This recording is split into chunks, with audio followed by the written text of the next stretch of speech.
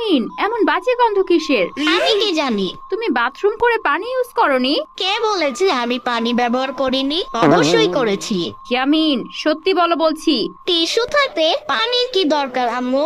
এই শীতে আমাদের যথাসম্ভব পানি থেকে দূরে থাকা উচিত, না হলে ঠান্ডা লেগে হাঁচি কাশি হবে। যাও, এখনই পানি দিয়ে পরিষ্কার হয়ে আসো, না হয় কিন্তু আমি নিজেই করব।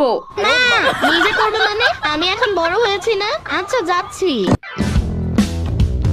নানু, তোমাদের বাড়ি এসেছি, আর এখন পর্যন্ত কোনো শীতের পিঠা খেতে পারলাম না। না না ভাই, আমি আজই তোমার জন্য মজার মজার পিঠা তৈরি করব, তুমি কোনো চিন্তা করো না। আচ্ছা নানু, গ্রামে কি প্রতি বছরই এরকম শীতের পিঠার উৎসব হয়? হ্যাঁ নানা ভাই, এটাই তো গ্রামের ঐতিহ্য।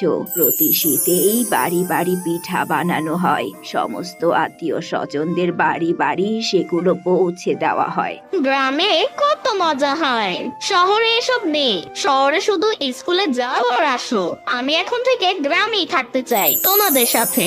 সে পরে দেখা যাবে, এখন তুমি বাইরে যাও, বাইরে থেকে ঘুরে আসো, তারপর এসে ভাপা পিঠে খাবে।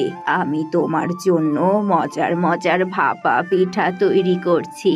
ঘুরলে কি মজা, কি মজা! বাংলার রূপ আমি দেখিয়াছি, তাই পৃথিবীর রূপ আমি খুঁজিতে যাই না আর।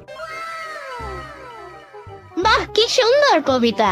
এই কবিতাটা কি আপনি লিখেছেন? না বাবু, এই কবিতা রূপসী বাংলার কবি জীবনানন্দ দাশের কবিতা।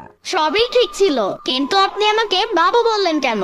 বাবুকে তো বাবুই বলবো। তোমার নাম কি বাবু? না, একদম আমাকে বাবু বলবেন না। কোটি বাবু নাকি আমি? আমার নাম ইয়ামিন, আমাকে ইয়ামিন বলে ডাকবেন। ইয়ামিন বাবু, কয় ডজন কলা খাবু?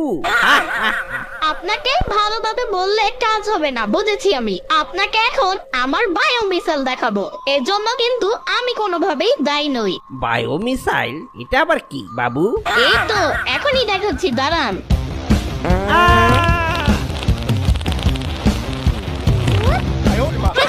আগে সাবধান করেছিলাম, আমার বায়ু অস্ত্রের সামনে কেউ টিকতে পারে না।